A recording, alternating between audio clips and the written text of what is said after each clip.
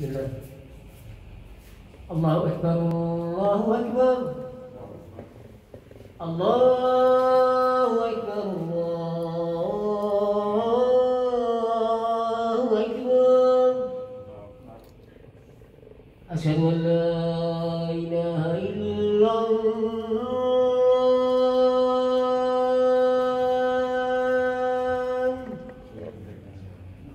أشهد أن لا إله إلا الله.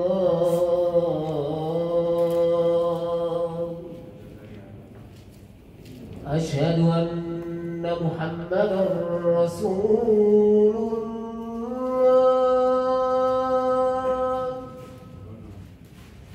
أشهد أن محمدا رسول الله.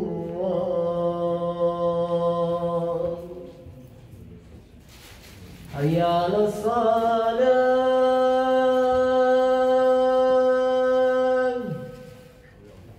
حي على الصلاة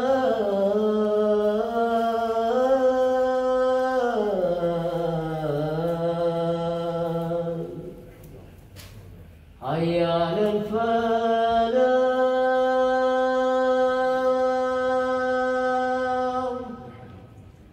حي على الفلاح.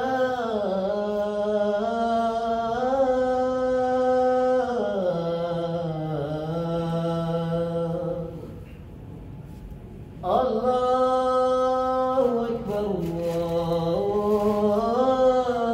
الله أكبر. لا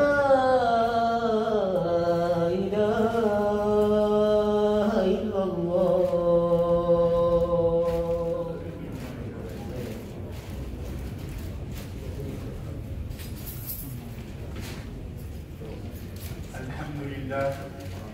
الحمد لله حمدا كثيرا طيبا مباركا فيه.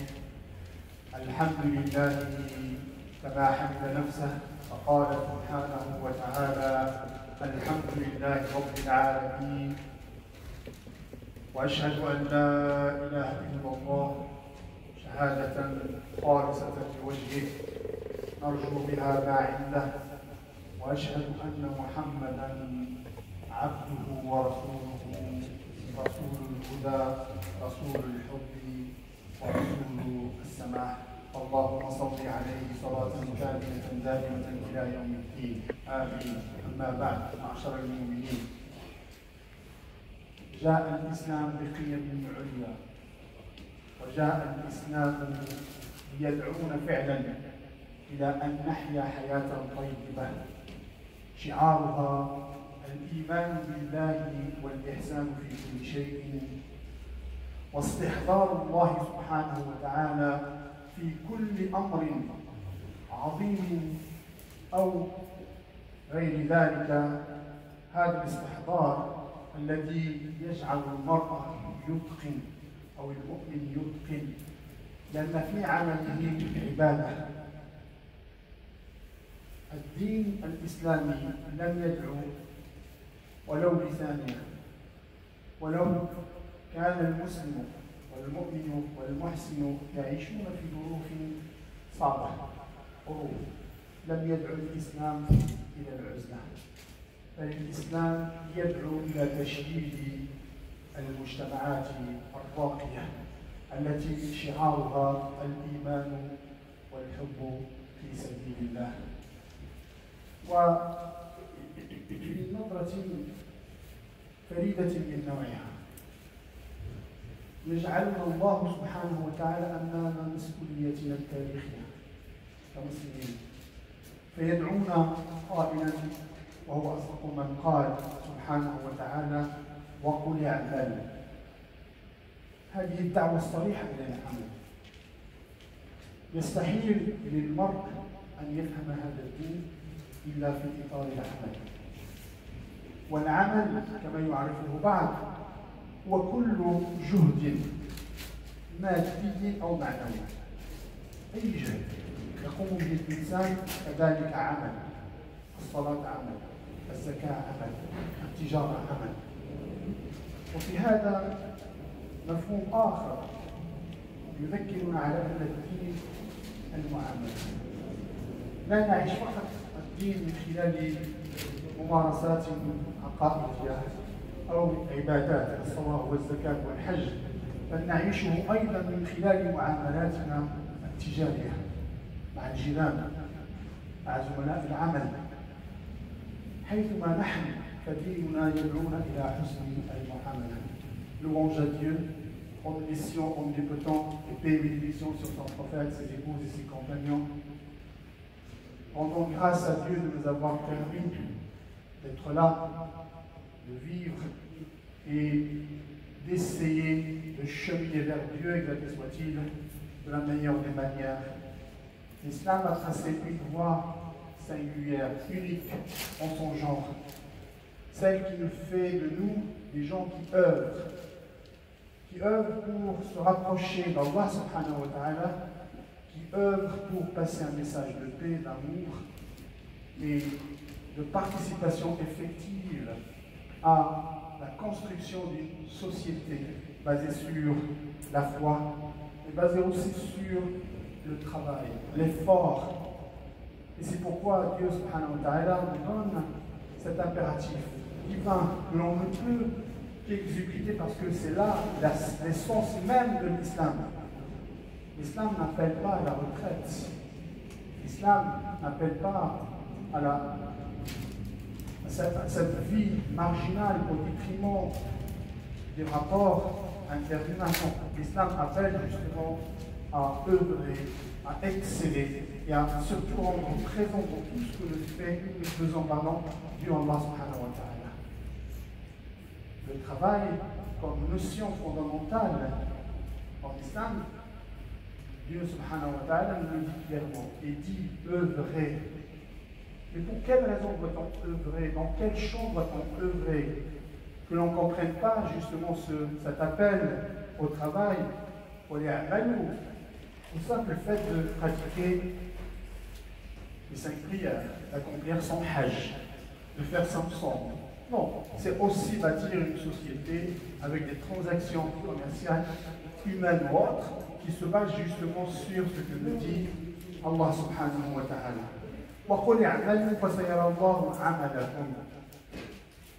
Donc, voilà un acte qui nous demande de travailler constamment et dont le résultat final ne sera évalué en fait, ou le jugement dernier ne sera fait que devant Allah subhanahu wa ta'ala.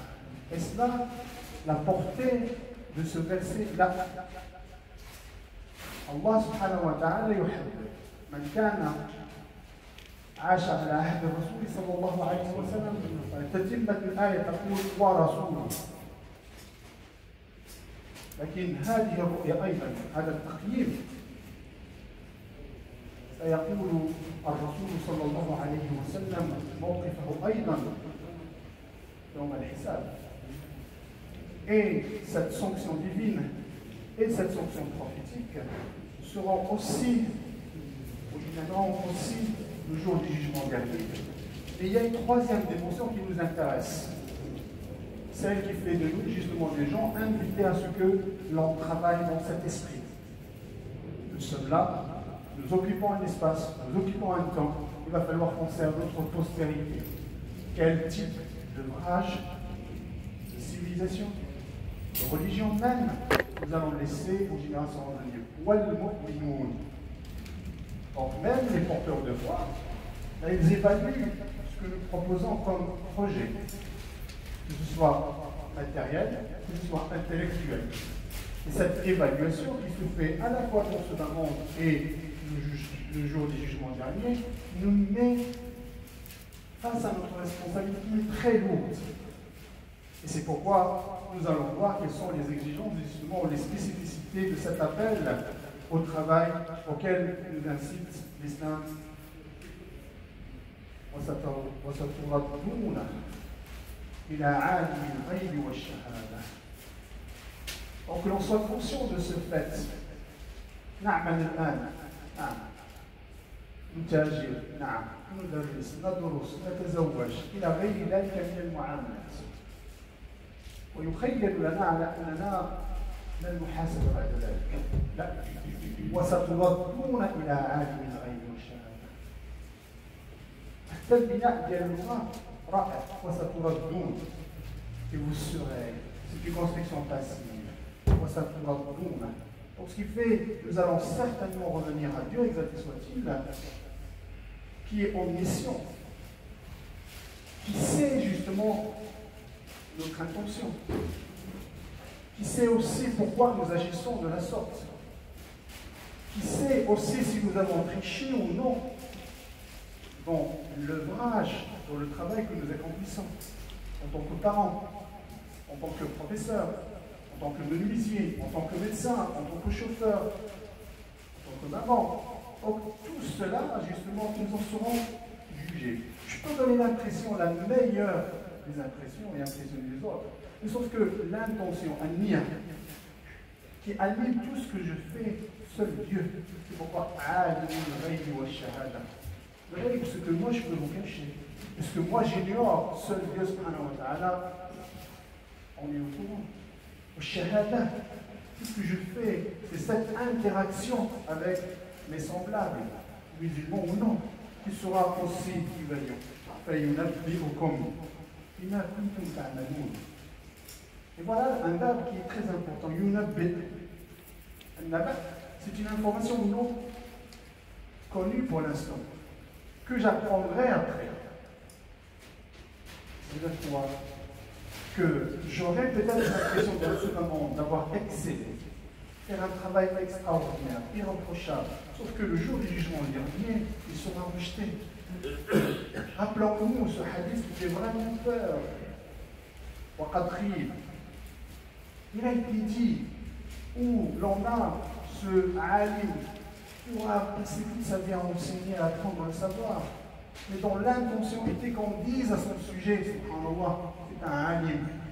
Si c'était là mon objet de quête de tout ce que je fais, il a été dit dans ce monde.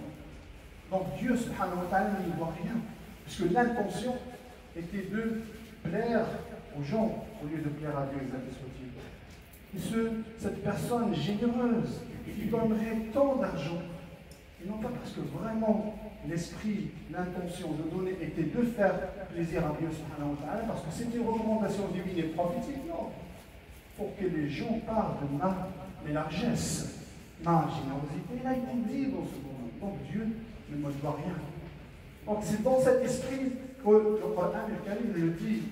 Et d'ailleurs, ce verset, on l'a dans Sourate Tawbah, le retour vers Dieu. C'est-à-dire que c'est une question permanente. Le fait de revenir vers Dieu et d'appeler les gens de revenir vers Dieu, c'est un travail au quotidien. Et c'est pourquoi, quand le Coran al-Karim, dans Sourate al-Jumu'ah, nous appelle une fois que la prière est terminée, partez, cherchez votre bien matériel, construisez ce moment de manière juste comme ce que faisait le prophète sallallahu alayhi wa sallam. Et ne vous isolez pas de ce moment. Ce moment est à notre service. Toutes ces richesses doivent être mises au service de l'insan, de l'homme en général. Donc si nous délaissons ces richesses et on les laisse aux personnes justement qui vont les acquérir en matière d'acquisition de savoir et de richesse, ce n'est pas parce que je suis musulman que Dieu me privilégierait sur les autres. En quête de richesse et de savoir toute l'humanité. C'est là l'adl d'Allah subhanahu wa ta'ala. Min adli an la yuhabi ahadan wa in kana musliman fi iktisabi al-tharawat wal ma'lumat. نعم إن اقتربنا منه سبحانه وتعالى ومن منهاجه سخر لنا الدنيا وسهل لنا اكتسابها كما وقع في الماضي. لكن أن نبتعد عن هذا الدين وأن نرجو اكتساب المعلومات واكتساب الثروة هذا من باب المستحيل. Certes, Dieu nous aidera parce que nous sommes sur la voie qu'il nous a tracée où nous essayons de suivre cette voie divine et prophétique, mais en aucun cas quand on délaisse cette voie, et tout en prétendant être musulman, il ne va pas nous privilégier sur les autres. En termes de savoir et de richesse, Dieu est juste. Ceux qui œuvrent, qui travaillent, eh bien, ils possèdent. Et que la chose soit claire. C'est pourquoi il nous dit voilà, nous sommes là, nous avons fait notre prière. Cette prière doit nous pousser vers l'acquisition de richesses et des savoirs.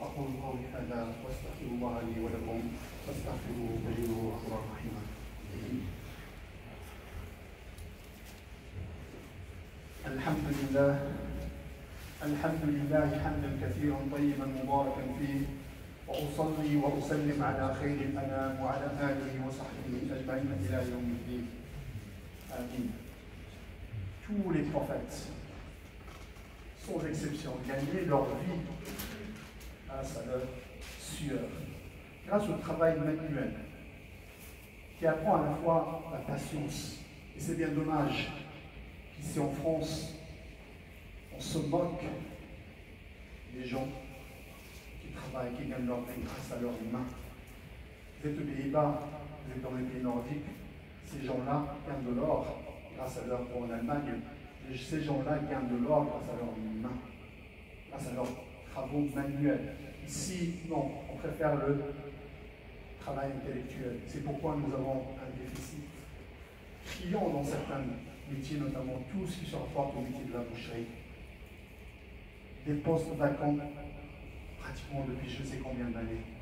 Et c'est pourquoi nous, en tant que personnes qui en aucun cas dénigrent, se moquent, négligent le travail manuel, parce que c'était dans la tradition des prophètes que de gagner. Certes, cela ne dispense pas d'avoir une connaissance, un savoir, كما يقول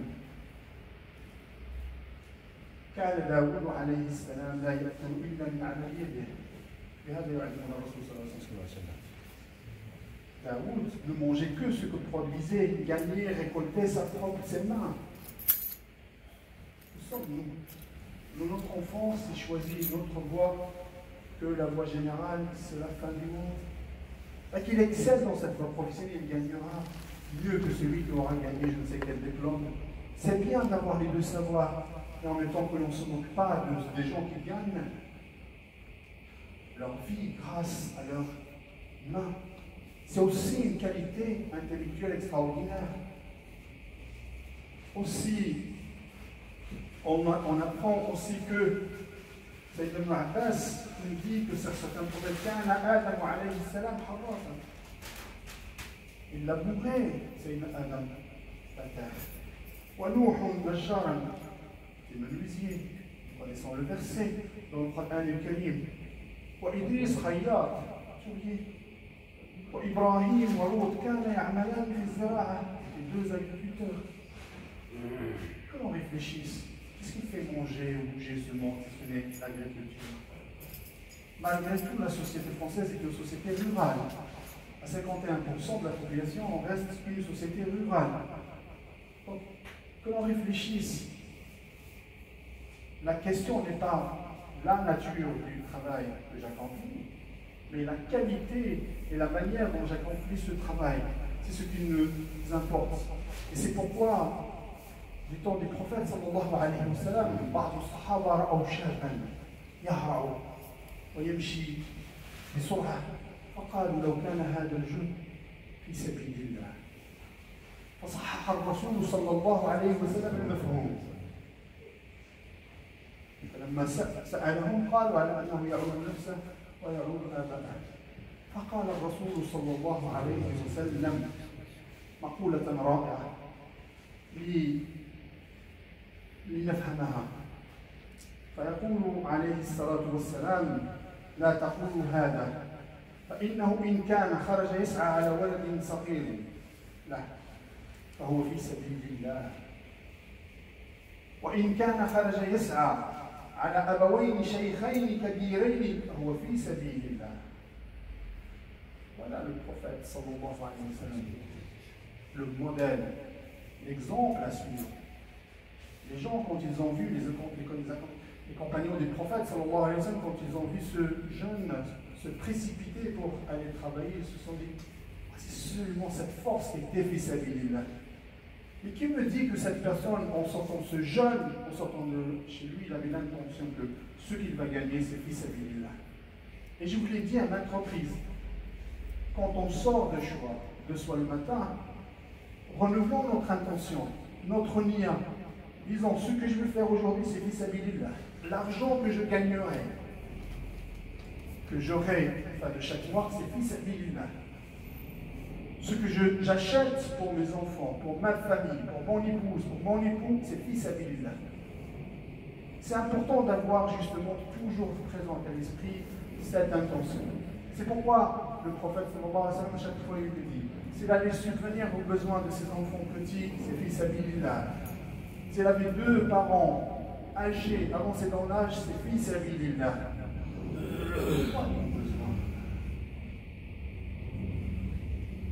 Et puis, le prophète nous dit, ne vivez pas dans l'assistanat. Soyez des gens qui donnent, ayez la main haute. Soyez toujours des gens qui donnent. Pourquoi? Parce que c'est important cette culture que d'avoir toujours quelque chose à donner, peu importe ce que l'on a, ce que l'on possède. Que l'on prenne la décision ferme chaque vendredi, je ne gagne pas assez. Que Dieu fructifie vos biens. Et je donnerai 1 euro. J'aiderai quelqu'un par 1 euro par semaine. C'est une fortune devant Allah subhanahu wa ta'ala. C'est proportionnel à ce qu'on en gagne. Je gagnerai 7 000 euros, je donnerai 1 euro. C'est insignifiant, c'est visible. C'est visible ce que je fais. Mais par contre, je gagnerai telle ou telle somme, je donnerai 10%. C'est important de le savoir. C'est en fonction de ce que l'on gagne que Dieu, justement, subhanahu wa ta'ala, le récompense. Le prophète, sallallahu alayhi wa sallam, je m'arrête, nous incite à ne jamais cesser de travailler, même si c'était le jour du jugement dernier. Et subhanallah, c'est le jugement, c'est la fin des temps. Dieu rappelle à lui et les cieux, et les terres et les océans. Et pourtant, le prophète sallallahu alayhi wa sallam le dit, si c'était le dernier jour sur terre, vous aviez quelque chose à planter, donc là, là. Donc, si vous avez cette fleur, cette graine à planter, si c'était le jour du jugement, ou plutôt la fin du temps, faites-le. Quand on se pose la question, subhanallah, yawm al-qiyamah, on a Allah subhanahu wa ta'ala, samawat wal-ard, ilayh, subhanahu wa ta'ala, والرسول صلى الله عليه وسلم يدعوني إلى أن أرسل هذه إن استطعت أن أرسل هذه الفسيلة. Quelle religion? Et finalement, le prophète sallallahu alayhi wa sallam, dans une conception totale, le rapport entre l'ouvrier et le patron nous dit la chose suivante.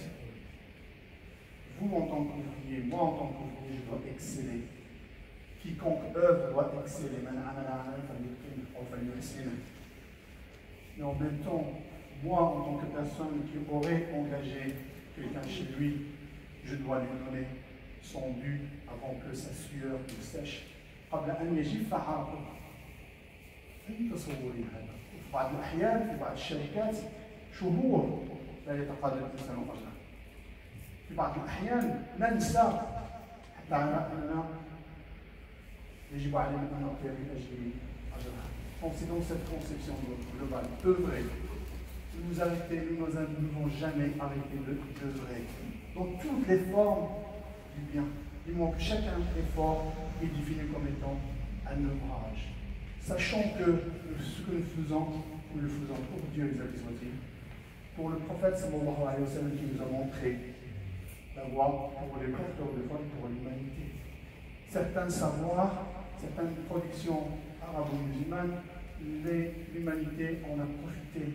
Maintenant, certaines inventions, il y a pas mal de chercheurs musulmans et arabes qui contribuent. Donc nous aussi, nous devons enseigner à nos enfants de ne jamais s'arrêter d'œuvrer. Parce que c'était là la tradition des prophètes sallallahu alayhi wa sallam et de tous les prophètes sallallahu alayhi wa sallam.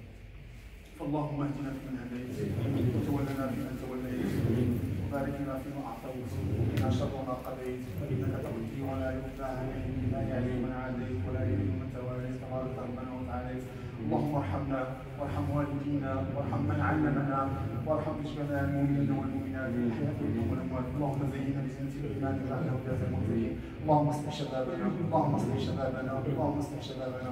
اللهم ارهم الحق حقا وارزقهم اتباعه وارهم الباطل باطلا وارزقهم اجتنابه. اللهم اجعل هذا البلد بلدا امنا عطاء رخاء. اللهم اعد الاسلام وللمسلمين رونقهم وجمالهم وحسنهم واحسانهم واتقانهم. اللهم يا حنان يا منان احقن دماء المسلمين، اللهم احقن دماء المسلمين، اللهم احقن دماء المسلمين. اللهم انه شر اريد بالمسلمين في بقاع العالم وانت كفيل بان ترد هذا الشر. اللهم لا ملجا الينا الا انت، وانت تعلم يا حنان يا منان بهذه الارادات السيئه وبهذه النفوس المرضى والمريضه التي ارادت بالمسلمين وبالاسلام شرا، فرد كيدهم. اللهم رد كيدهم، اللهم رد كيدهم، اللهم ارفع الاذى عنا، اللهم ارفع الاذى عنا. اللهم هذا الداء قد استفحل ولا شفاء الا شفاء. اللهم يسر للباحثين ان يجدوا دواء ينقذنا من هذه المحنه. اللهم انا اعلنا توبتنا، اللهم انا اعلنا توبتنا وعلمنا على انك على كل شيء قدير، فارفع عنا هذا البلاء. اللهم انه لا حول ولا قوه الا بك. اللهم ارفع عنا هذا البلاء، اللهم ارفع عنا هذا البلاء، اللهم ارفع عنا هذا البلاء. Mes chers frères, désormais vous allez voir la police municipale passer. Ce vendredi, il n'y aurait pas de contrevention. Vendredi prochain aussi. À partir du premier vendredi de octobre, la police va verbaliser. Soyez très vigilants. Ceux qui ont une voiture vont passer, peut-être vous allez le voir à la sortie. Cette semaine, c'est une semaine de sensibilisation. La semaine prochaine aussi. À partir de la première semaine de octobre, ils vont commencer à saisir et à verbaliser. Épargnons, s'il vous plaît, بارك الله فيكم، أن نحفظ هذه المسألة. الشرطة ستمر هذا الأسبوع لتحسيس فقط، والأسبوع المقبل أيضا لتحسيس. لكن انطلاقا من الأسبوع الأول من شهر أكتوبر فستتصرف تصرف آخر. الله يخليكم. Qu'on montre un respect de cette autorité, qu'on garde nos voitures, il y a d'autres emplacements qui sont dédiés, qu'on montre encore cette exemplarité. Et barakallahu fikum, c'est une fierté sincèrement, malgré tout, que vous avez montré pendant cette pandémie. هذا بما فاء به الله عليك ان اصبت ما توفيق الا بالله ونحترز من نفسه ومن الشيطان والعصر ان الانسان لفي خسر الا الذين امنوا وعملوا الصالحات وتواصوا بالحق وتواصوا بالصبر. اللهم اجعلنا ممن يتواصوا بالحق ويتواصوا بالصبر. شفي اللهم كل مريض وصلى الله على سيدنا محمد وعلى سيدنا محمد كما صليت على سيدنا ابراهيم وعلى ال سيدنا ابراهيم في العالمين انك حميد مجيد. وقوموا الى صلاتكم يرحمكم ويرحمكم الله.